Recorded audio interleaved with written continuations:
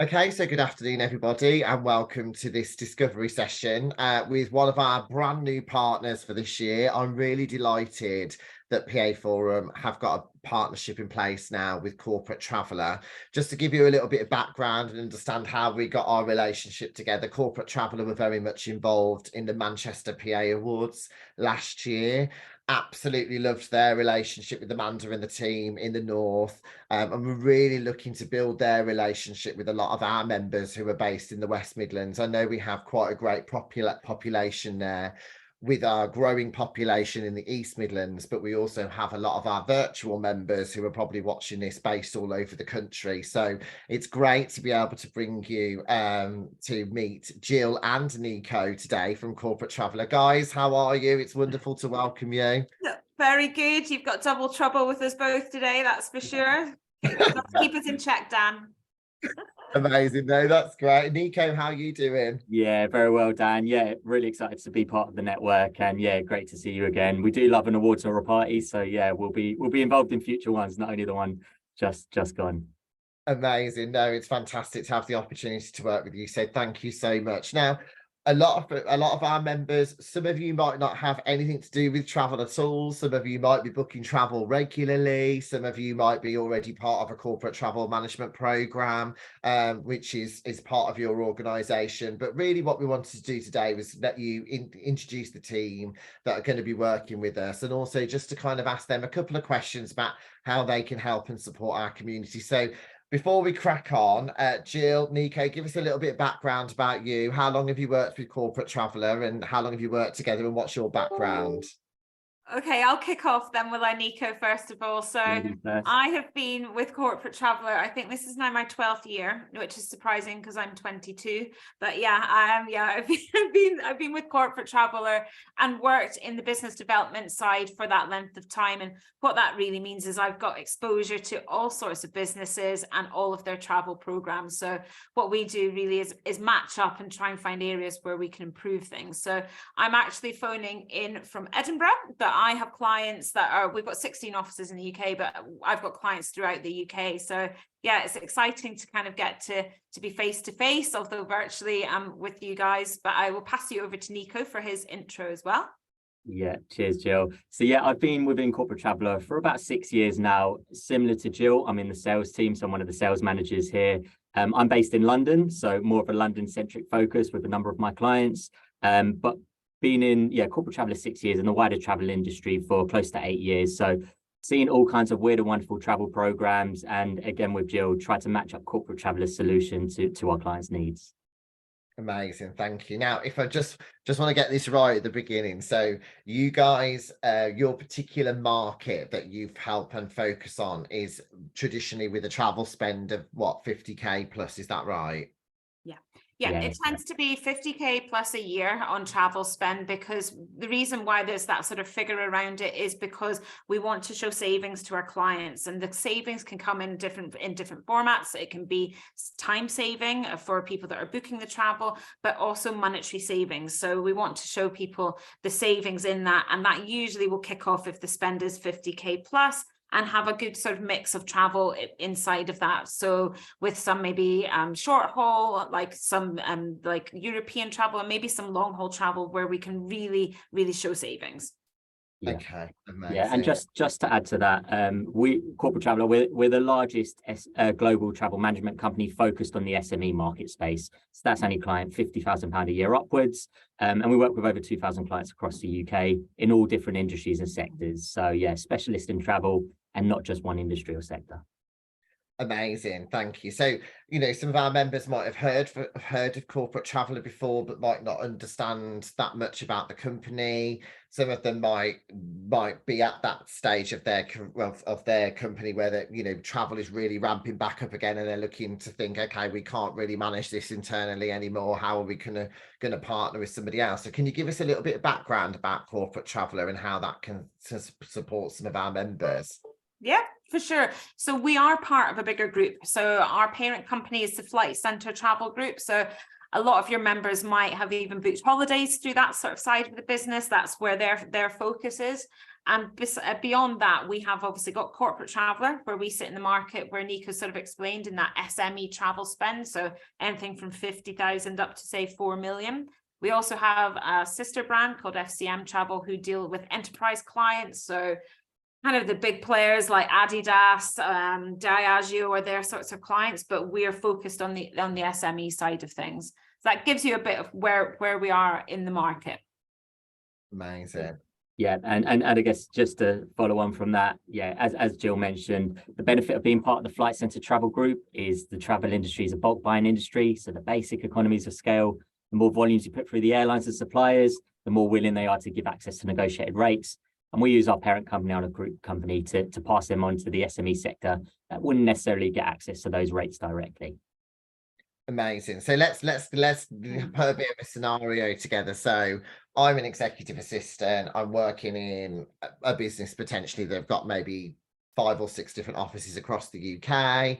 We've been traditionally managing our travel internally. We've been manually booking flights, manually booking trains, manually booking hotels, etc. So how, if I'm at this point now and we've got together potentially with our procurement team or with people that are looking for cost savings for the business, what would happen? Where would I go? Who would I speak to? And kind of what the process is there? Is it from there? Yeah. I mean, good. I mean, I think I'm starting off well if I start, and then Nico fills in the gaps. So this is brilliant. So yeah. So if your company is at that stage, or if you're feeling that travel is taking up way too much of your time, because we understand that EAs do wear so many different hats in a business, and sometimes it can become a bit overwhelming when travel starts taking over that, because there's so many other things to tackle. So first and foremost is really just get in touch with us, and one of our BDMs would then have a meeting with your EA or any of the other sort of extended people that have influence in travel. We tend to find that is your HR department and your finance department. They're usually quite key in the decision-making process to make any changes to the travel program. The meeting is really informal. It's really hunting and gathering information about what travel looks like for your company, and maybe the pains that are associated with doing that.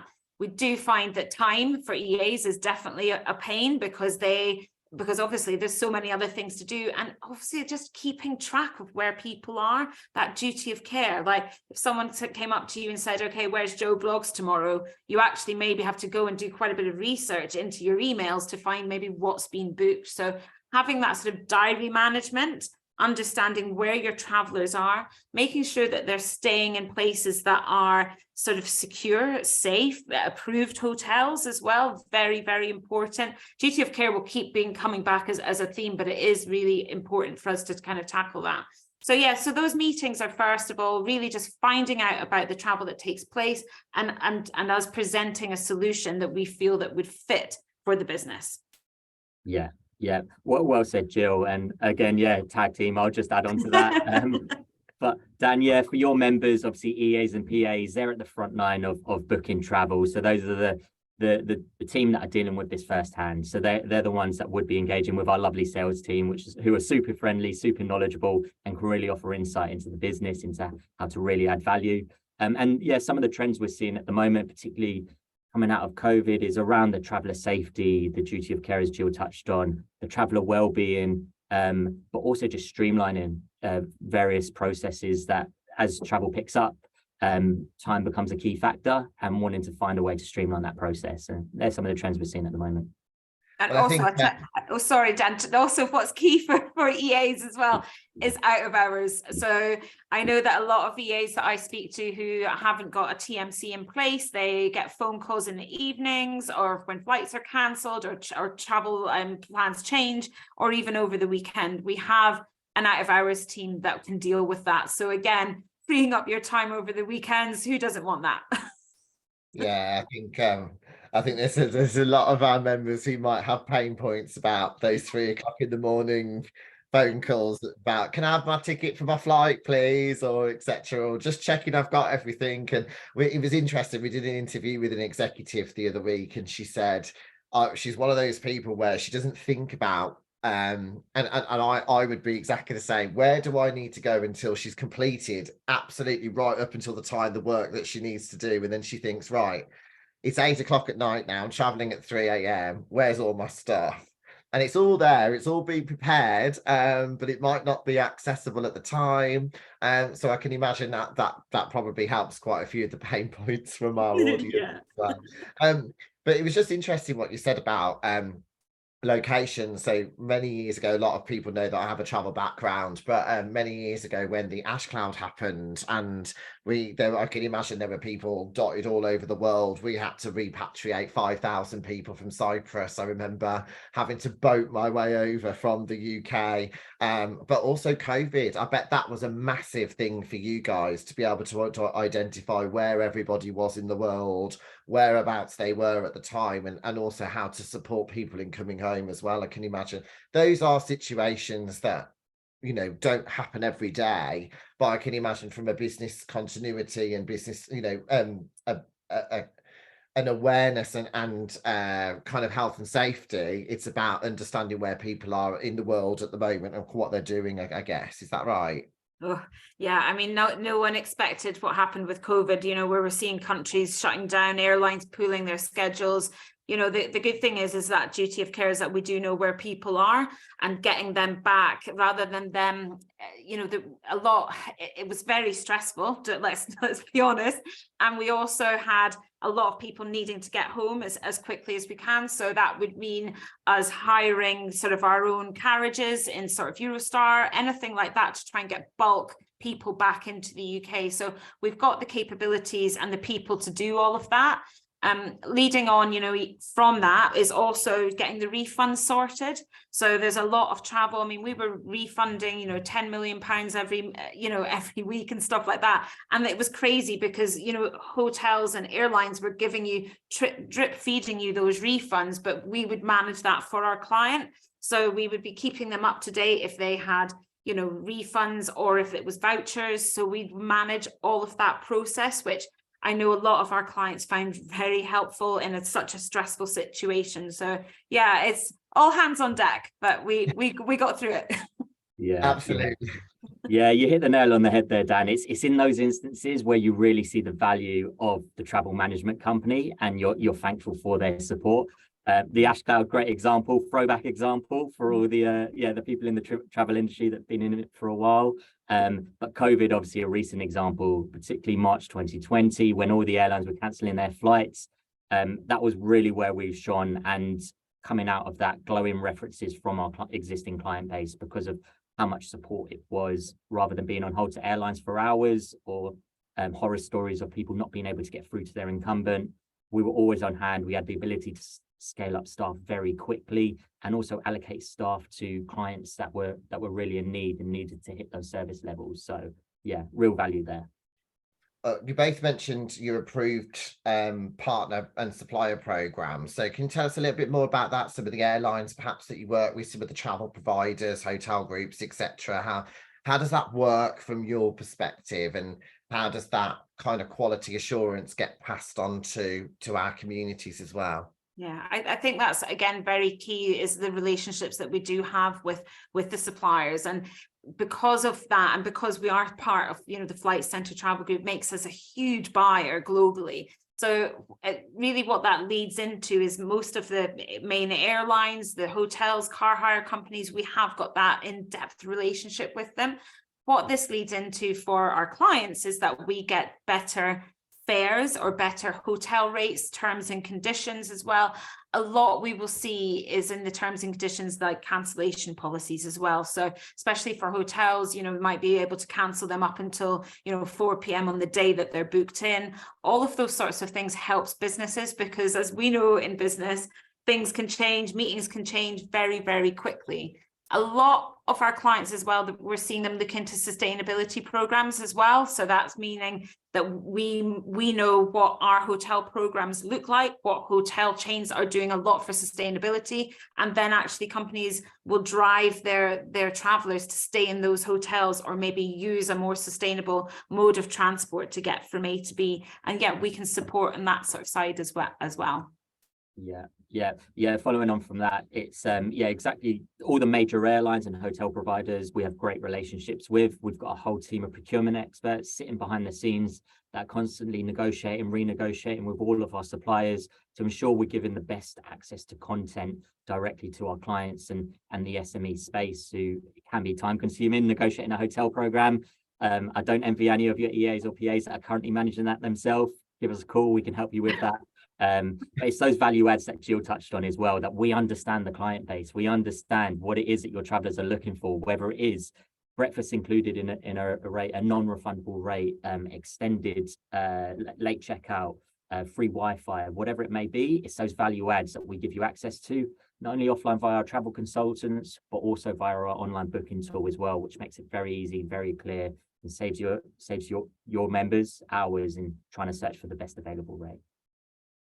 You touched on a really good point there about sustainability. Are you seeing a change in the travel market at the moment because of, we had an interview with one of our members who is part of the corporate sustainability team for Eversheds, and it is a massive thing looking at their sustainability programs and their CO2 contributions, etc., and how they're offsetting that. So are you seeing a shift in the travel market at the moment because of that sustainability piece?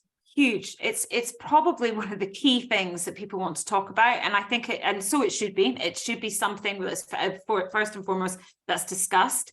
I do think that when we partner with a client, they also have our customer success manager working with them. So that's kind of more of a long-term goal sometimes with clients, to see how that program evolves.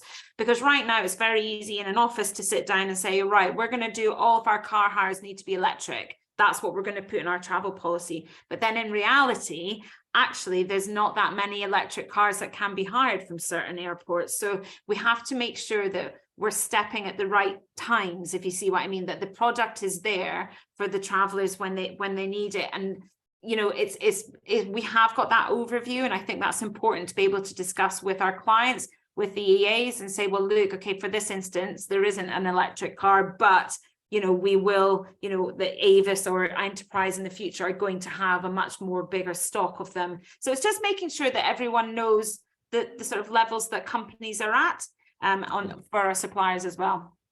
Yeah, it's definitely a hot topic in the industry at the moment. Pretty much every conversation we have with a client, it comes up.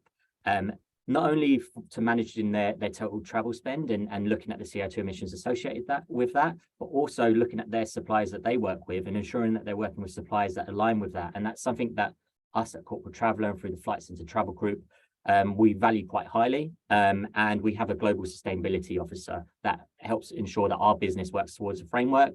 But then we also look at that framework and implying it onto our clients as well to see if there's any areas that we can manage that CO2 emissions, track those CO2 emissions, get accurate CO2 emissions, which we partner with a third-party company for, and not just ballpark figures, but then also go one step further. And does your business want to then offset them? We also work with a partner for that, and we can manage that full end-to-end solution for them. Okay, amazing. Thanks, guys. So I'm a PA, and I traditionally love my direct relationships with my hotel partners, for example, and I enjoy looking at the doing those rate negotiations each year. But I also have a lot of travel that I book, so airlines, trains, cars, etc.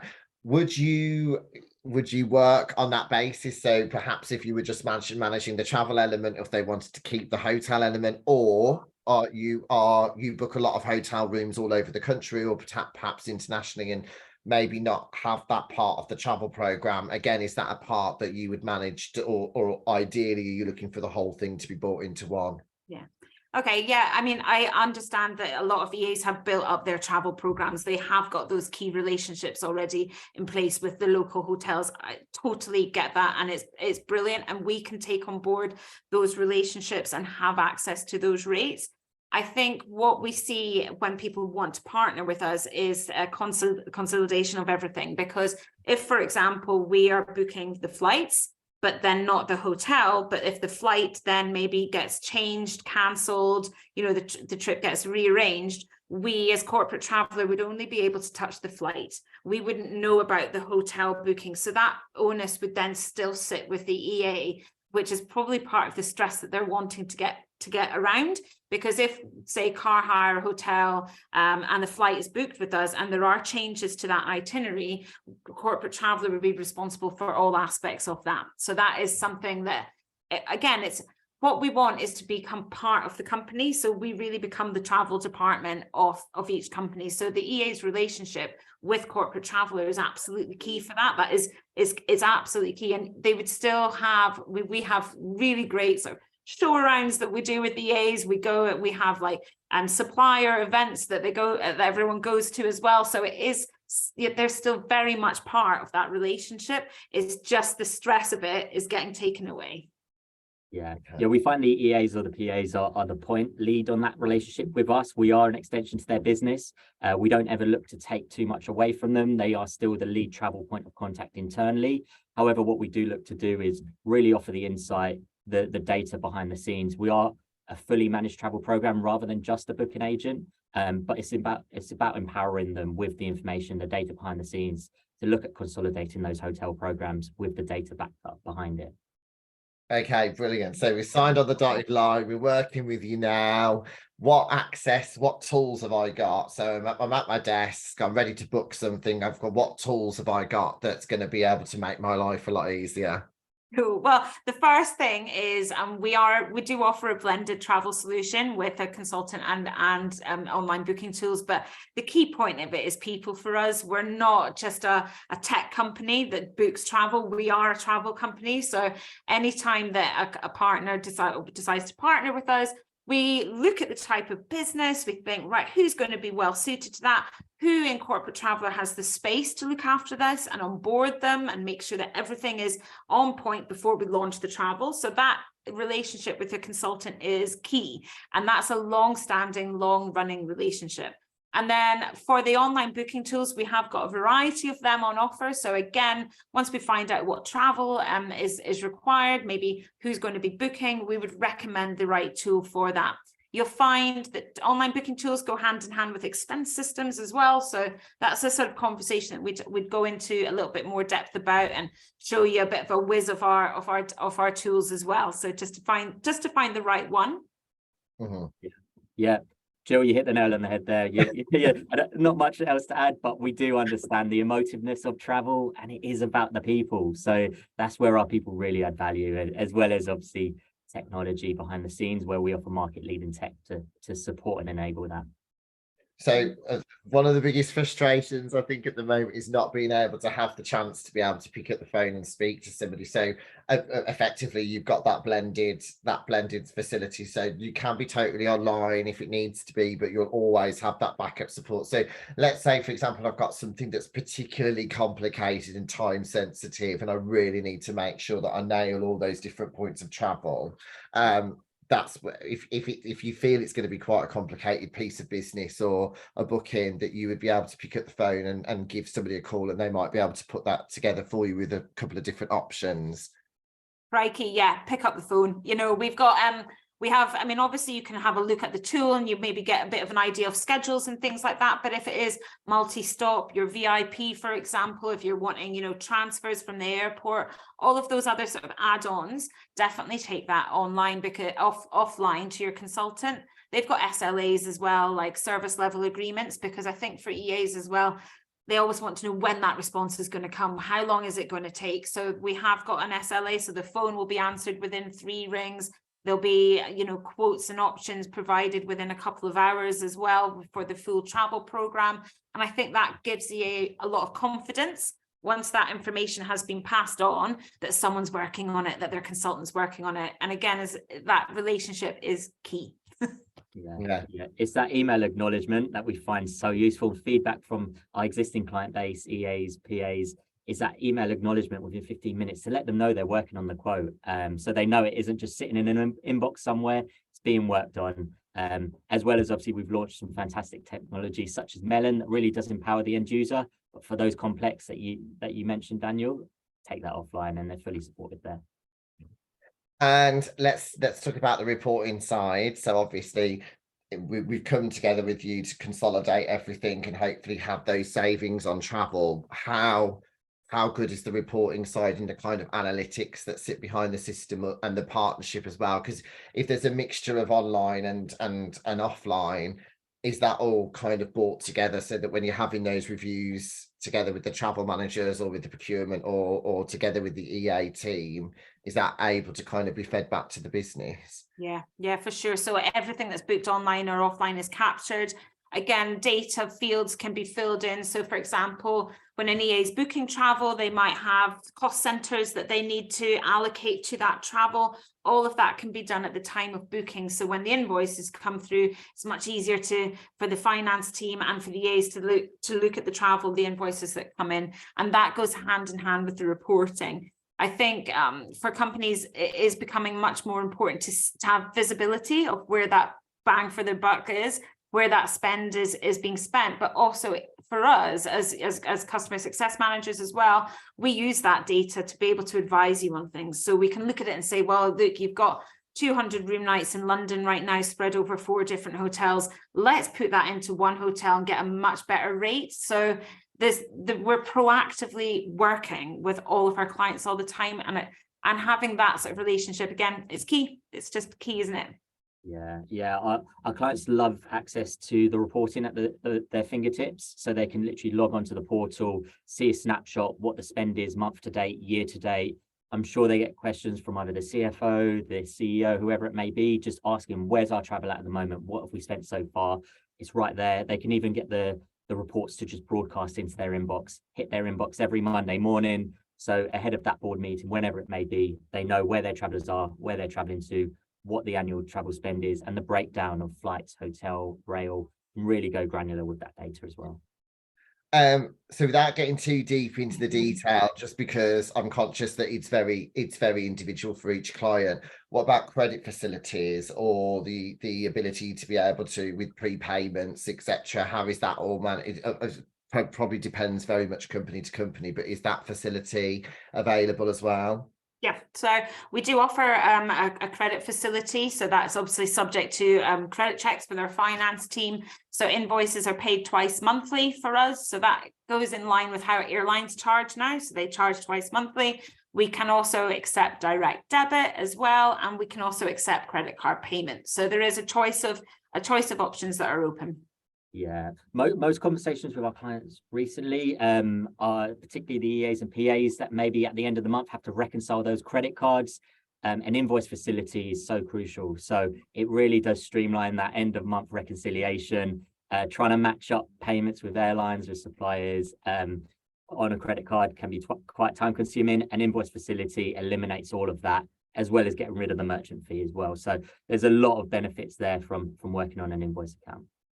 Awesome, thank you. So are you seeing now, what's the shift after COVID? So traditionally there was a lot of travel managers that were particularly in some of the larger organizations. Have you seen the kind of, a lot of the travel managers might have left or unfortunately been made redundant during the pandemic, and it's kind of more sat back with maybe the more senior EAs within the business or the PAs? Has travel kind of come back to them now more, would you say? Or sure, actually, on that one, that's quite a good question, Dan. I've not really thought about that, to be honest with you. Like, oh, I don't know. No, I'm not trying to catch you out. I'm just intrigued from. Well, what we've seen is, I mean, to be honest with you, since the return of travel since COVID, a lot of people that are approaching Corporate Traveller are people that work for companies that had an unmanaged travel sort of program. So that means that, yeah, the EAs were booking it. Because what happened then, obviously we've gone over that with COVID, is people didn't know where anyone was. They couldn't get refunds, all of that sort of thing. So companies now on a wider scale are looking like, how can we prevent this from happening? I have seen a lot of people that have changed jobs and who've maybe used Corporate Traveller in their old role, and then they've started in a new company, and then they're straight away on the phone to us going, oh my goodness, I want to sign you up. I want to work with you again. So we have seen a lot of that, which is great. Yeah, great question, Dan. Wasn't sure how we were going to respond to that one, but yeah, it is a good point. I think it is industry dependent, depending on where people have moved. As Jill said, we maintain great relationships with all of our clients, and when people do move businesses, they always give us a call, reach out to their consultant, or reach out to the person that they dealt with at Corporate Traveller to look at getting us set up with their current company. From our perspective, obviously COVID hit the travel industry very hard. We were quite fortunate that we're in a strong position for our parent company Flight Centre to really retain our consultants, and when we've seen the demand pick up coming out of COVID, we're in a position to really scale up our operations team very quickly, because we haven't been managed to take advantage of the likes of the furlough scheme or stand down in other markets, and then also retain a high majority of our consultants because of our backing through the Flight Centre Travel Group, so we can meet demand. Few more questions from me, I promise. So next one is, so I'm mandated to a corporate travel management company. We've had a 3-year agreement in place. Had a couple of grumbles along the way. There's a couple of things that I'm not very happy with, and we're going out to tender, and we're probably going to connect with maybe 2 or 3 different travel management companies. If that is the case, what sort of time would you recommend that you kind of come in and start having those conversations with people when it is coming towards the end of that agreement? As soon as possible, because I think it's important that, if company is going out to tender, we need to make sure that they're the right company for us, because we want to, as I've sort of mentioned, add value to their travel program. So those discussions usually tend to be quite informal, first of all. So it's people figuring out, our corporate traveller the right fit for us, or is that company the right fit for corporate traveller, and vice versa. So that is very informal, and then it does tend to then become the more formal process, which is completely fine. But yeah, just getting those feelers out first of all is important. Yeah, we do pride ourselves on our relationships with our clients, and the sooner that we can get in there and have a conversation, the better. Particularly even from the client side, just to understand, is corporate traveller the right fit for us, and how do they know who they want to shortlist on their tender? It's always good to just speak with multiple travel management companies prior to that. So yeah, it's something we do encourage. I hate to ask this, but is there a kind of try before you buy kind of thing? Is there a bit of a trial period at all? Again, I don't want to get too much into the detail. I mean, Dan, we work very well with our clients, and we don't tend to have contracts with them. So you did mention there, coming to a 3-year contract is quite a standard in our industry. Corporate traveller, I'd say probably 95% of our clients don't have a contract with us. And that's testament to, we want people to book with us because we do a really good job, right? That's it. So we don't want people to feel that they're tied into using corporate traveller for any reason. So obviously, if some companies do want to have that in place, but most companies actually love the fact that we don't have it. So that kind of answers your question there. Yeah, awesome. Yeah. So what would you say is top 3 things that are put you above the rest? So why corporate traveller? What's the top 3 things that we're looking for? I'll do the first one. So it's definitely relationships. I mean, we've been speaking about it, and even just, talking to you, Dan, and talking to all the EAs today, it's key. And I think that having that blended approach, it stands us apart. There's a lot of TMCs at the moment who just focus on tech, which we do have. But I think if you don't feel that there's a person behind that working for you all the time, you lose that sense of connection. So yeah, that's number 1. Yeah, go on, and I'll continue that one with number 2. And to complement the people is obviously the technology and the fantastic solution that we have behind the scenes. We've just launched Melon. So we didn't stand still during COVID. We invested heavily because we understand the way the market's moving. And that's not only from a booking perspective. So Melon's a great online booking tool. Also the app, the itinerary management for the end user, for the traveller, the alerts, all of that is crucial. So we have invested heavily in our technology solution. We recognise the trends in the industry, and that has been over the past 2 years, particularly throughout COVID. So yeah. Okay, and then number 3 is another quite an easy one for me. Well, we do find that a lot of travel management companies are just maybe London centric. They'll only have a London office, or if it's in Scotland, it could be, for example, in Edinburgh. So we've got 16 offices in the UK. And the reason for that is because specialists in travel don't need to be located in one hub. We've got, offices in Birmingham, Loughborough, Hull, Manchester, Liverpool, you know, all of the main sort of places. And I think that's key as well, to have people kind of local to where your offices are.